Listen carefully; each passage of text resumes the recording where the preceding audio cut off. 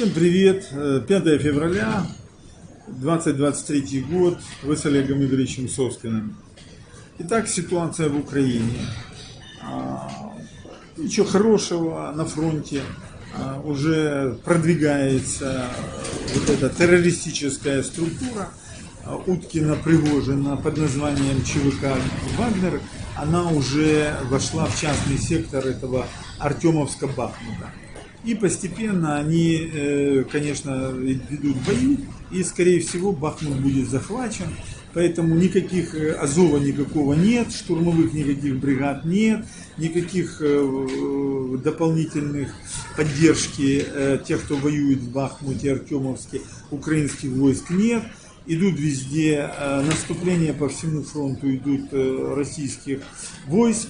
То есть мы с вами видим кризис очень серьезный, вскрытие коррупции огромной в правительстве Шмигаля, в том числе в Министерстве обороны. Пошли уже всякие, так сказать, информации, даже не слухи, а информация, что Резников заменит этот типа Буданов, слышите, паренек Буданов вместе со своей женой Марьяной, да, с Ставища, да, психологиней, станет министром обороны. Ну это уже полный прикол.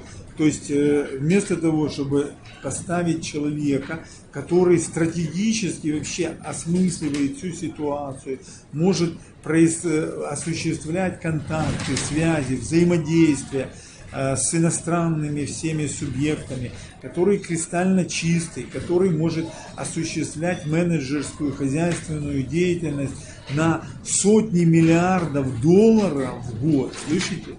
Сотни миллиардов.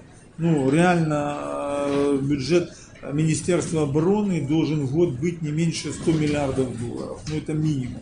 А по-хорошему надо говорить о 200 миллиардов долларов, чтобы как-то можно было противостоять сегодня агрессору геноцидно-террористическому. И вот этого мальчика Буданова вообще без портфолио, без какой-либо биографии, вдруг его хотят поставить министром обороны. Ну это безумие.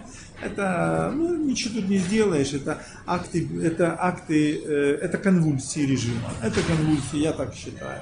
Опять заговорили про продление военного положения, мобилизации.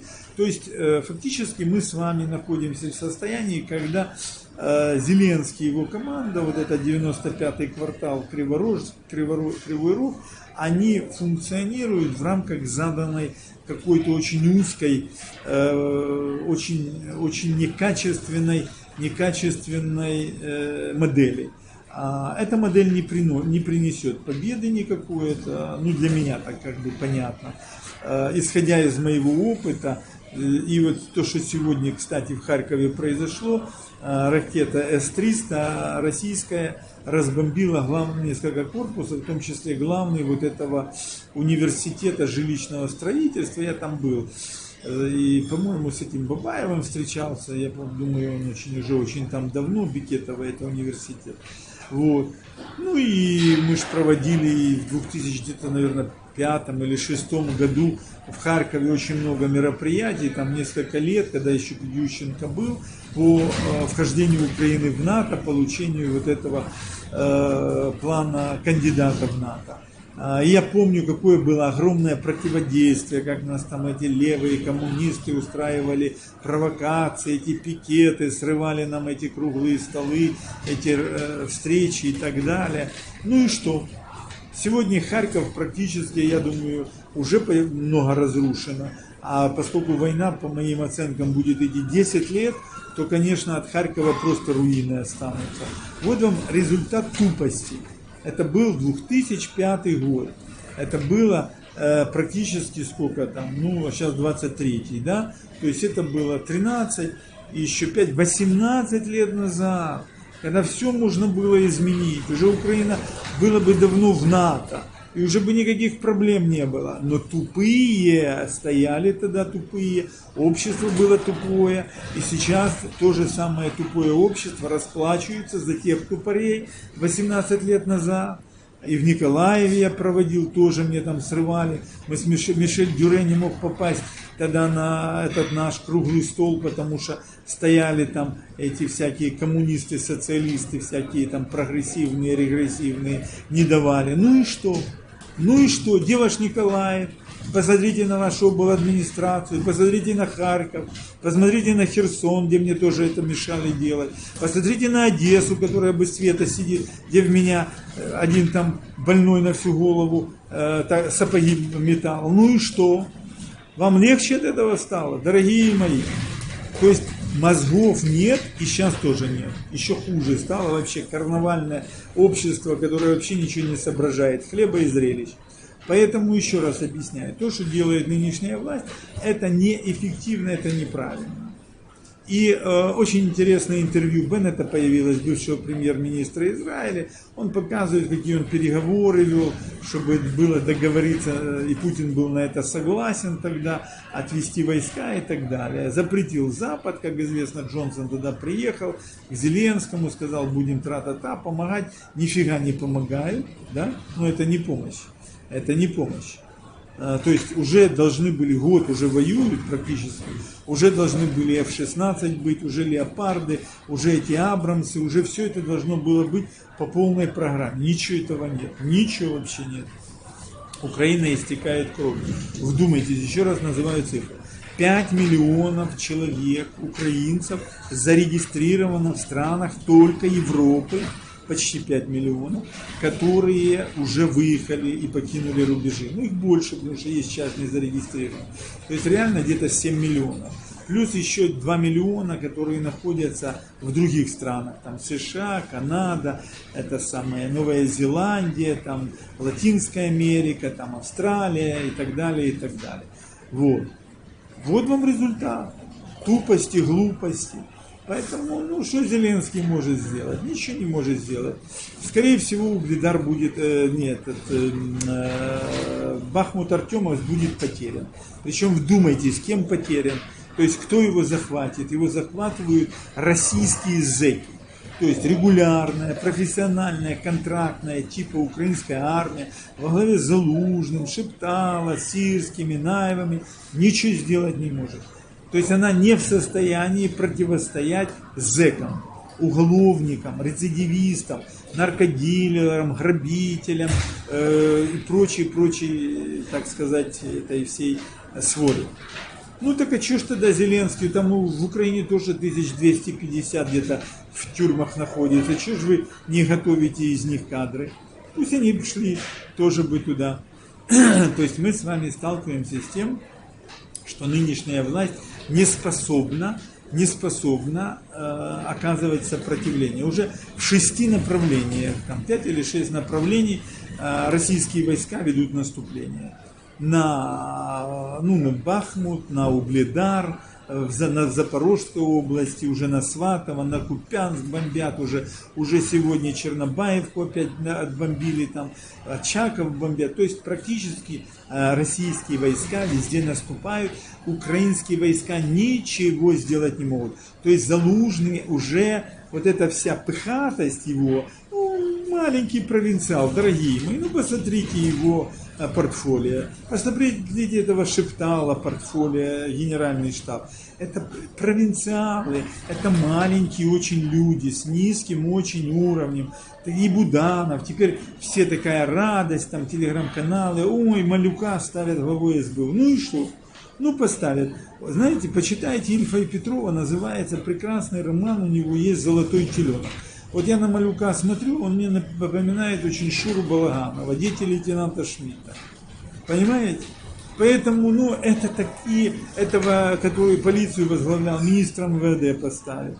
То есть вместо того, чтобы искать людей с огромными опытом, знаниями, с головой, стратегическим мышлением, с умением предвидеть, видеть за горизонтом, ставят маленьких, провинциальных, совершенно неопытных, низкого уровня исполнителей. Да, с огромным, так сказать, эго, с очень сильным каким, еще молодые, их еще не били. Они в жизни еще и не проходили через вот эти все передряги. Ну, пройдут. Обычно, когда молодые приходят к власти, они быстро заканчиваются. Очень быстро. Не потому, что я против них. Я вам просто объясняю, как будет. То есть, к сожалению, вынесу вам такое еще заключение. Вот я смотрю структуру, кто меня смотрит, значительная часть это люди очень зрелого возраста. Приходит где-то 27, там и 15, 37, где-то больше 40% это люди от 60, до 60 и старше. То есть это те, которые понимают, опыт имеют, и они доверяют Соскину, они знают, кто такой Соскин. А вот эта молодежь, она Олега Игоревича практически не смотрит. И я вам скажу, что поколение от 20 до 45 лет, это конченые, это вырезанное поколение. Они в основном все будут погибнуть, они сожжены будут. Вспомните меня. Мамы, папы, вспомните Олега Игоревича, когда это будет происходить. Они не понимают происходящего, понимаете? Они думают, что они вечные. Посмотрите, что творится, наконец, подняли эту тему, она выходит из-под табу, потому что уже сотни тысяч, извините меня, раненых и инвалидов. И их надо лечить, а лечить их некому. Поликлиники, больницы к этому не приспособлены. Там ничего не сделано. Зеленский, Ермак, Шмигаль, вы ничего не сделали. Да там и сделать нельзя. Света нет, тепла нет, электричества нет, денег нет. Этого министра здравоохранения видели, этого несчастья этого? Это ж просто, оно же специально было для чего-то ж другого, правда, поставлено? Это понятно, оно же вообще не соображает.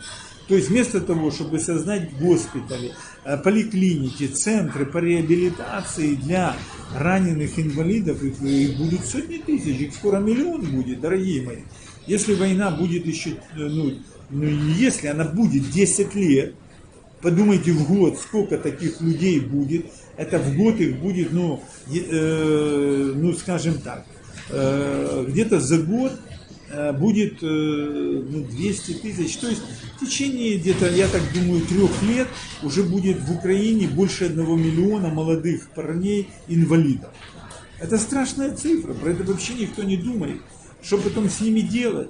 Это поствоенный синдром, это колоссальная, это такая социальная трагедия будет в обществе, которую вообще даже сейчас никто не осознает.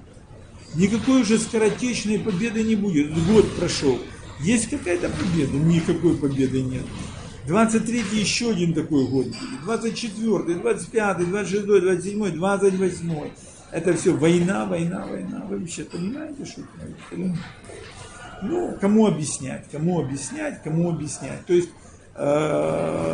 фактически мы живем в условиях социальной катастрофы. Уже там выступил этот народный депутат Железняк, что будут они продлевать опять военное положение и мобилизацию.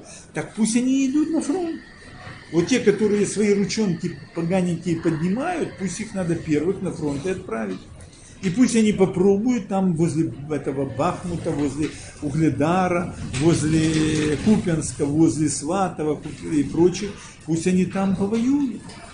Отправьте туда этого, как он называется, там, Етманцева, отправьте туда Тищенко, отправьте туда других, так сказать, там, Разумкова этого отправьте, Яценюка туда отправьте.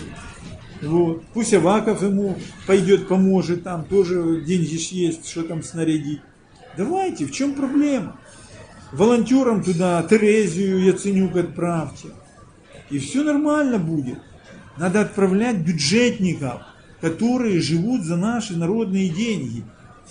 Они живут, мы платим налоги, они получают огромные доходы, эти оздоровительные и прочие, компенсацию за аренду и прочее. Так вот, давайте их отправим воевать. Тогда не надо ни компенсацию за аренду, ни оздоровительные им платить, ничего. Тогда будут там получать те же деньги, которые они тут непонятно за что. Но нет уж сил, никто, все ж молчат. Что же вы молчите? Поднимайте голос. Поднимайте голос. Да, Канада отправила самолетом 1 танк «Леопард». Слава Богу. Но пока они придут, пока подготовят, пока это все, это же сколько еще должно украинцев уйти в небытие, уйти в мир иной, и сколько должно инвалидов тысяч появиться, пока это все появится на этом фронте. Вы вообще представляете, что будет или нет? Вы вообще понимаете, а потом что с этими людьми делать? Что делать с этими мужчинами, которые, вот, что с ними делать, у которых потеряют кормильцев и мужей, и детей и так далее? Это речь идет уже о десятках, а будет о сотнях тысяч. И что делать миллионам, которые станут инвалидами? А? Кто-то об этом подумал? Или мы за ценой не постоим, да? Мозги же вы включите какие-то, а ну их правда нет. Ну вот такой вам сделал, так сказать, еще один прогнозик сценарный. То есть ситуация в Украине, сейчас морозы еще будут. Сейчас он, конечно, Путин ударит обязательно, это падаль не может этого не сделать, он будет бить, это садист, убийца и так далее. То есть, он всегда же врет, он всегда врет. Вот, и мы это четко все с вами знаем. Поэтому он удар будет наносить. Ему надо наносить удар, у него финансово-экономический и социально-политический коллапс. Просто он дракон, поэтому здоровенный, он и голов много, поэтому вздыхает он медленнее, чем Украина. Но вот такой бы я вам сделал нехороший прогноз. То есть 5 февраля имеем, ждите. Как морозы начнутся, он должен ударить. У него все готово. А защититься от баллистических ракет, это, так сказать, известно, аксиома, эти все про это говорят, и эти ПВО, и прочие всякие там эти спикеры, шмикеры, отбиться нельзя. А это Киев и Львов. Львов обязательно он бахнет. Вот это вот пыхатость галичан, вот это их, так сказать, через губу, презрение, вот все, что они какие-то избранные, голубая кровь у них там течет. Он по Львову, по центру обязательно вжарит. Вот я хочу посмотреть, что тогда будет. И боюсь, чтобы еще не ударил по вот этому, там, где сидит этот самый керівник вот этой Святослав, греко-католицкой так называемой церкви. Они там готовят, так сказать, переход на григорианский календарь. Вот я думаю, что он его вжарит точно туда, в его резиденцию. Путин такие вещи не прощает. Вы с Олегом Соскиным. До новых встреч.